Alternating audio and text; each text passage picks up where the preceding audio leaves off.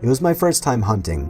I was 21, going with my friends Anthony, Christian, Tom, and his girlfriend Diana to some park in Colorado to go elk hunting.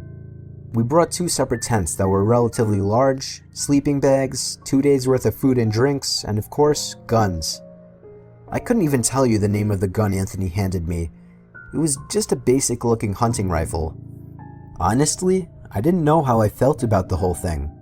Killing a living, breathing animal that has just as much of a will to live as me, merely for so-called fun, didn't seem cool to me. But it was like the 5th time Anthony offered, and I felt like I had to say yes. I decided I wouldn't shoot any animals about halfway through the car ride. Anthony pulled into a lot, we unpacked the car, and proceeded to hike about a mile into the woods before setting up camp. First thing after setting up camp, we all followed Anthony's lead as he proudly babbled on about hunting techniques. I wished I had someone to laugh about it with, but everyone else seemed serious about it as well. I tried busting Anthony's chops by asking him, wouldn't it be better to stop talking if you don't want to scare away any potential prey? He got pissed. I could tell he took this really seriously, and from there on, I shut up. And by there on, I mean however long things were going normal, and that wasn't long. During our hunt, we ran into a rather strange group of people. 3 rather large, dirty men with long, sticky hair. They looked like they belonged to some kind of inbreeding house deep in the woods.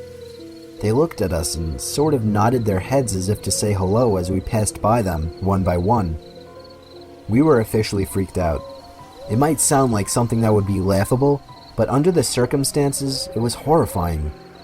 We were deep in the woods, far from the lot, which was, for the record, completely empty, and it may sound exaggerated, but these 3 looked like creepy lowlives who could be dangerous.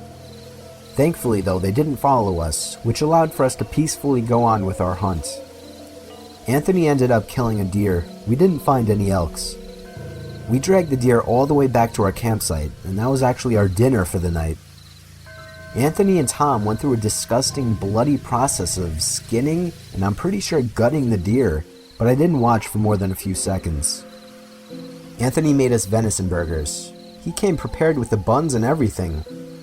While I didn't particularly agree with the sport, I was impressed with Anthony. We went to sleep first thing at dark with the fire still going outside. I was having a really bad time trying to get comfortable in that sleeping bag. Anthony and Christian seemed to fall asleep quickly, while I, on the other hand, had to be rolling around for at least 2 hours. I've always had a hard time falling asleep in sleeping bags. I was actually about to get up and go outside to pee, when I heard footsteps coming from outside the tent. I opened my mouth to call out Tom or Diana's name, but I realized, what if it wasn't them? I laid silently and listened. In an unexpected instant, the zipper to our tent got pulled down, and I threw my head down to the side and acted as if I were asleep.